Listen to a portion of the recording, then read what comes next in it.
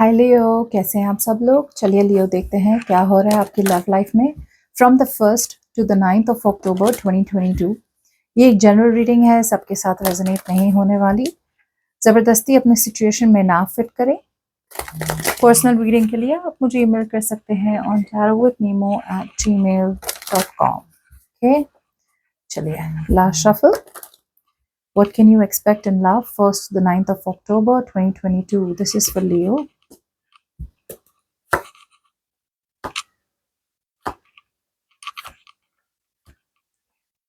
Okay, so Leo, आप में से बहुत लोगों के लिए मुझे लग रहा है कि यहाँ पे एक डिसीजन बनाने की जरूरत है। ओके, या तो आपने डिसीजन बनाना है या फिर आपके पर्सन ने डिसीजन बनाना है। मुझे because I am reading it as an incoming energy कि आपकी तरफ कौन आ रहा है, सो हम ये आपके पर्सन को टैग कर लेते हैं, बट आप वाइस वर्सा स्विच कर सकते हैं। आई फील आपके पर्सन के पास चॉइस है। एक तरफ से गुड न्यूज है कि आपके पर्सन अपने कंफर्ट जोन से निकल के एटलीस्ट एक्सप्लोर करना चाहते हैं। ओके, आपके कनेक्शन को एक्सप्लोर करना चाहते हैं। अगर ये एक लॉन्ग डिस्टेंस रिलेशनशिप है तो आपके पर्सन को कहीं ना कहीं थोड़ी बहुत हिम्मत तो आ रही है कि भाई आप में इन्वेस्ट करें, आपके साथ आगे बढ़ा जाए। लेकिन अभी भी दे आर, मैं फुल्ली नहीं कहूंगी कि दैट दे आर रेडी, ऐसे बोलूंगी that they are 1 foot in 1 foot out। Okay, comfort zone में है लेकिन पूरी तरह नहीं है। ओके, एक तरफ से आना भी चाहते हैं और एक तरफ से थोड़े बहुत डर रहे हैं, but they are getting ready. Okay, they are getting ready to come towards you. कुछ लोगों के लिए मुझे लगता है आपके person they are waiting for communication from you. Okay, उसके बाद मैं ये देख पा रही हूँ कि आपके पर्सन शायद ये डिसीजन जगल कर रहे हैं। ओके, जगल मतलब दो लोग हो सकते हैं, आप हो और कोई और भी हो सकता है, मैरिड भी हो सकते हैं आपके पर्सन। तो जो भी हो रहा है राइट, यहाँ पे एक जगलिंग हो रहा है जहाँ पे मतलब आपके पर्सन अभी भी डिसीजन नहीं बना पा रहे। मैंने कहा था ना 1 foot in 1 foot out। अभी वो श्योर नहीं है कि भाई करना क्या है। एक तरफ से मैं सेल्फिश कहूंगी कि आपके पर्सन डिप्लोमेटिक बन रहे हैं, दोनों ऑप्शंस को साथ में रख रहे हैं, हाँ भी और ना भी। और अगर दो लोग हैं तो आपको भी साथ में रखा है और दूसरे पर्सन को भी साथ में रखा है। So it's a very selfish energy right, जहां आपके पर्सन डिप्लोमेटिक बन रहे हैं, अपनी खुशी देख रहे हैं। क्यों? क्योंकि वो अभी भी अकाउंटेबिलिटी नहीं लेना चाहते। अकाउंटेबिलिटी मतलब अपने आप की रिस्पॉन्सिबिलिटी नहीं लेना चाहते कि हाँ भाई, मैंने चॉइस किया है कि भाई मैं लियो के साथ रहना चाहता हूँ या मैं लियो के साथ रहना चाहती हूँ, और जो भी सर्कमस्टेंसेस हो गए आई विल फेस इट। इस तरफ की एनर्जी नहीं है। आपके पर्सन अभी भी बहुत डिप्लोमेटिक बन रहे हैं, थोड़े सेल्फिश बन रहे हैं अपने पर्सन।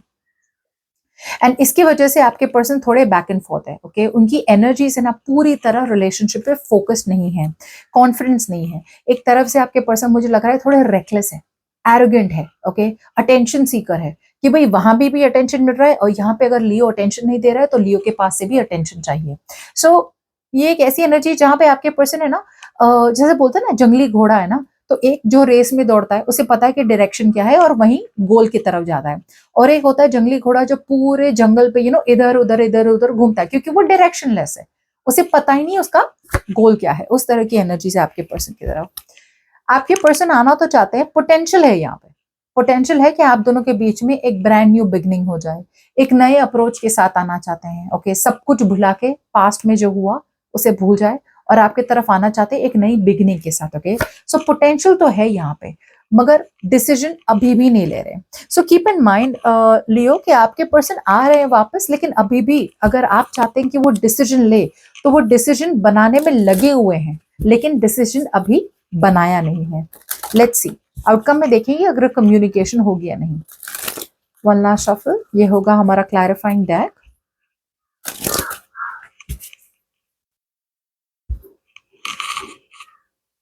ओके, चलिए let's see what happened in the past. 8 of Swords। सो मुझे लग रहा है पास्ट में भी आपके पर्सन ने यही किया था, डिसीजन नहीं बनाया। कुछ लोगों के लिए आपके पर्सन एब्सोल्युटली नॉन कमिटल थे या फिर वो किसी और के साथ फंसे हुए थे। They were already in another relationship जहाँ पे अपने आप को बहुत ज्यादा रिस्ट्रिक्टेड महसूस करते थे। ओके, अपने आप को इमोशनली फुलफिल नहीं थे, लेकिन लोगों ने शायद बहुत ज्यादा रिस्पॉन्सिबिलिटीज डाल दी उन पे, या फिर उनके खुद की मैरिज की कमिटमेंट की बहुत ज्यादा रिस्पॉन्सिबिलिटीज होगी, जिनकी वजह से इनको लग रहा था कि भाई यहाँ पे आपके साथ तो रिलेशनशिप पॉसिबल है ही नहीं।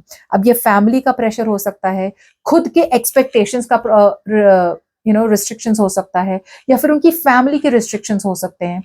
लेकिन ऐसे jail type, like a jail, कि जहां पे यहां से तुम्हें कभी नहीं निकल सकता। What's the 8 of Swords? So past में भी there was no decision about commitment. Okay, जैसे मैंने कहा था ये मैरिड भी हो सकते हैं कुछ लोगों के लिए, और कुछ लोगों के लिए ये पर्सन बहुत ज्यादा ट्रेडिशनल है, तो उन्हें चाहिए कि भाई ट्रेडिशन जैसे चले आ रहा है उन्हें अपनी कास्ट में, अपने रिलीजन में ही शादी करनी चाहिए। उसके वजह से आपके पर्सन बहुत अटके हुए थे। राइट नाउ आपके पर्सन आपके तरफ आना चाहते हैं एक सेकंड चांस लेके। ओके, ये एक रिकंसिलिएशन चाहते हैं। ओके, उन्हें अपनी गलतियों का एहसास है और अब वो एक तरफ का गिल्ट रिलीज करना चाहते हैं। अगर वो बहुत गिल्टी फील कर रहे थे, राइट, कि या फिर कहीं ना कहीं सेल्फ डाउट था कि भाई मैं क्यों करूं, या फिर ब्लेम गेम थी कि मैं क्यों आऊं सामने से। लियो को रिकंसिलिएशन चाहिए तो लियो ही आ जाए, या फिर ऐसी कोई गलतियां ये पर्सन कर रहे थे अब तक जिनकी वजह से वो रोक रहे थे अपने आप को। ये जो भी कर रहे थे ना उसमें लॉजिक नहीं था कि क्यों मैं लियो के पास ना जाऊं। लेकिन अब अपने पर्सन ने एक तरफ से एक रियलाइजेशन है, वो जो पुराना सिचुएशन था जहां पे सब कुछ खत्म हो गया था, वो अब एक नए सिरे से शुरुआत करना चाहते हैं। What's the judgement? या सी आपके पर्सन ने या तो बहुत ज्यादा ऑप्शंस रखे थे अपने ओपन। ओके, अगर बहुत ज्यादा ऑप्शंस थे आपके पर्सन के पास तो वो ऑप्शंस से बाहर निकल रहे हैं और ऑप्शंस में से आपको चूज कर रहे हैं। दे चूज यू लियो। अगर आपको पता है कि आपके पर्सन के पास ऑप्शंस नहीं थे तो आपके पर्सन एक डाउट जो भी था रहा है उसमें से निकल रहे हैं, इमोशनल कंफ्यूजन में से निकल रहे हैं। सो अब तक आपके पर्सन ने बहुत ज्यादा ड्रीम किया था कि भाई लियो के साथ ये करेंगे, लियो के साथ रिकंसिलिएशन, लियो के साथ कमिटमेंट, लियो के साथ शादी। सो लॉट ऑफ, जैसे बोलते हैं ना, ख्याली पुलाव, सारे वो building castles up in the air. मतलब ख्याली पुलाव मतलब लाइक पूरा टाइम, मतलब बोलते हैं ना कि मतलब सोचना सोचना सोचना, ड्रीम्स करना, लेकिन एक्ट नहीं करना, टू नॉट टेक एक्शन। अब फाइनली आपके पर्सन को एक दिमाग में उन्हें एक सेट हो रहा है, एक डिसीजन ले रहे हैं, एक फाइनल डिसीजन ले रहे हैं कि भाई नाउ नो मोर ड्रीमिंग, नो मोर थिंकिंग, अब तो आपके पास आना ही है। What is crowning? या सी इसलिए मैंने कहा था कि आपके पर्सन कमिटमेंट की तरफ आ रहे हैं but they are not ready for commitment. See ये बता रहा है कि आपके पर्सन एक slow and steady wins the race kind of energy है। ओके, सो ये पर्सन ने अगर पास्ट में भी कमिटमेंट नहीं दी थी तो अभी भी अटके हुए ही हैं। ऐसा जरूरी नहीं है कि भाई कमिटमेंट देना ही नहीं चाहते हैं, 100% देना चाहते हैं, लेकिन कुछ तो ऐसा है इनके लाइफ में जो इन्हें रोक रहा है कि वो फुल स्पीड आपके तरफ आए। फाइनेंशियल सिचुएशन हो सकती है, या तो इनके फाइनेंसेस थोड़े ऊपर नीचे है तो पहले वो फाइनेंसेस का ठीक कर ले। करियर रोक सकता है, फैमिली रोक सकती है, या फिर वो ऑलरेडी किसी और कमिटमेंट में है जिसकी वजह से ये फुल स्पीड आपकी तरफ आ नहीं सकते।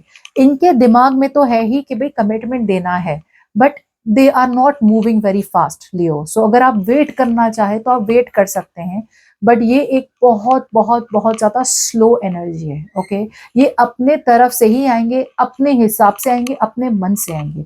आप वेट करना चाहे तो कर सकते हैं, आप निकलना चाहे तो निकल सकते हैं, लेकिन ये बिल्कुल भी जल्दी में नहीं है कमिटमेंट देने के लिए। What's the knight of pentacles?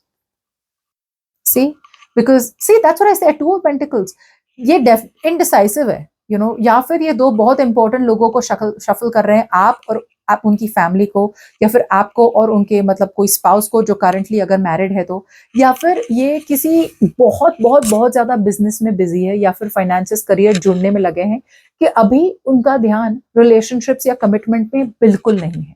वो उनके रूटीन में ही फंसे हुए हैं। ओके, और उनका है कि भाई उन्हें जो करना है वो गोल उन्हें अचीव करना है, लेकिन आपकी रिलेशनशिप अभी के लिए शायद उनकी प्रायोरिटी ना हो।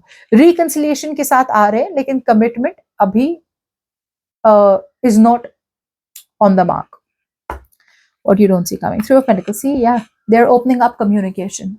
ये कम्युनिकेट करेंगे आपके साथ कुछ नहीं तो फ्रेंडली रिलेशनशिप्स रखना चाहते हैं। They want to be your friend, कि भाई इतनी सुंदर रिलेशनशिप थी हमारी, तो ऐसा तो ना ही हो कि भाई रिलेशनशिप में हम दोनों एक दूसरे का कभी चेहरा ना देखें।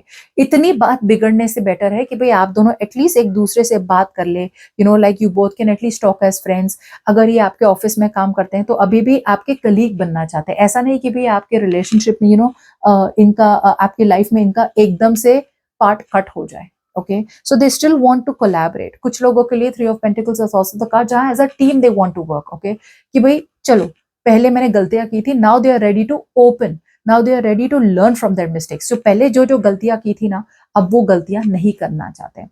That's what the judgement says. जैसे मैंने कहा था कि वो अपनी गलतियां सुधारना चाहते हैं। पहले शायद ब्रेकअप में आपके ऊपर पूरा ब्लेम डाल दिया होगा कि भाई तुम्हारे वजह से ब्रेकअप हुआ है, मैंने तो कोई गलती की नहीं। अब वो सीखना चाहते हैं रिलेशनशिप का। What's the 3 of pentacles? या सो अब तक जो भी कम्युनिकेशन बंद थी, आपके पर्सन की कम्युनिकेशन आएगी। ओके जैसे मैंने कहा था, there is a potential out here. Okay नई बिगनिंग की पोटेंशियल है। आपके पर्सन वेट तो करें, लेकिन आपके पर्सन ही मूव करेंगे। प्रॉब्लम ये हो रही है, मुझे आउटकम में देखना है कि आप अलाउ करेंगे या नहीं ये कम्युनिकेशन या रिकंसिलिएशन होगी। आपके पर्सन अगर क्लोज्ड ऑफ थे, तो अब कहीं ना कहीं एक रिस्पॉन्सिबिलिटी लेना चाहते हैं। जैसे पहले उनकी एनर्जी थी कि ना मुझे कुछ बात करनी है, ना मुझे कुछ सोचना है, ना मुझे कुछ समझना है। अब eventually they are ready to open up, they are ready to listen to their intuition. Okay so expect communication from them. What's the outcome? बात नहीं आगे बढ़ेगी because I don't think you will be open. आपके लिए मतलब it's not working out. What's the 6 of wands in reverse? See आप कितने defensive है, आपने अलाउ ही नहीं करना इन्हें वापस। सी यहाँ पे अलाउ ना करना बिकॉज सामने वाले को आप जानते नहीं हैं, कोई अननोन पर्सन आ रहा है आपकी तरफ, तो एक डिफेंसिव होता है ना नेचर, वो समझ में आता है। अब यहाँ पे कैसी एनर्जी हो रही है जहाँ पे आपको खुद का बहुत डाउट हो रहा है, कि भाई यू आर डाउटिंग कि भाई ये रिलेशनशिप चलनी है कि नहीं चलनी है। बिकॉज पास्ट में भी ये पर्सन ने यही सब किया होगा, पास्ट में भी ये रिलेशनशिप नहीं चली थी। तो आप इस तरह से अपने आप को क्वेश्चन कर रहे हैं कि भाई जब पास्ट में नहीं चली, इतनी मेहनत कर ली, तो अभी क्या मतलब, क्या चांसेस है कि अब ये रिलेशनशिप वापस वर्कआउट होगी। सो अब ये पर्सन जब आएंगे ना, या तो आपने उन्हें ब्लॉक कर देना है या फिर आपने बात ही नहीं करनी। इतना मतलब it is going to be so difficult for this person to talk to you. मतलब जैसे बोलते हैं ना, आपने बहुत ही क्लोज माइंड किया है, you gonna have a very closed mind, और आपके तरफ से ओपन माइंडेड कुछ है ही नहीं। लाइक बहुत स्टबर्न, रिजिड, डिफेंसिव एनर्जी है जहाँ पे यू आर प्रोटेक्टिंग योरसेल्फ। एकदम से ओवरली प्रोटेक्टिव गार्ड्स हो गए हैं आपके। You are having your guards up कि भाई मुझसे तो बात ही मत करना, तुमने मुझे हर्ट करने के अलावा कुछ करना नहीं है। You don't want to be vulnerable, you don't even want to be hurt. Okay but again this is also the card कि मतलब जहां पे आपने सामने वाले को एक चांस भी नहीं देना है प्रूव करने के लिए कि भाई इस बार मैं चेंज हो गया हो। सो जो भी आ रहे हैं ना आपके पर्सन, एक मैं चीज बता सकती हूँ, भले ही कमिटमेंट इमीडिएट ना दे, लेकिन ये बहुत चेंज हो रहा है, ये बदल के आ रहा है आपके पास। ओके जो जो उनकी गलतियां थी बदल के आ रहे हैं आपके पास। अब ये आपके ऊपर है कि आप इन्हें अलाउ करें या ना करें। बट अगर आप कम्युनिकेशन करें भी तो, लेकिन ये एक एनर्जी का काम है। सो एनर्जी आपकी डिफेंसिव ही रहेगी। सो जब डिफेंसिव एनर्जी होती है, तब कम्युनिकेशन सामने वाला जितना भी कर ले, आपके तरफ से आपने उन्हें देखना है जैसे कि वो पर्सन आपको हर्ट करने वाला है, या फिर वो पर्सन आपको वापस से धोखा देगा या कुछ। सो दैट्स व्हाट आई सी कि भाई कम्युनिकेशन तो होगी, आपके person they are opening up, but शायद आपके तरफ से कम्युनिकेशन ना हो या फिर ब्लॉक्ड हो जाए, सो जिसकी वजह से बातें आगे ना बढ़े। Okay so that's what I have for you. Hope this reading resonates. Bye bye.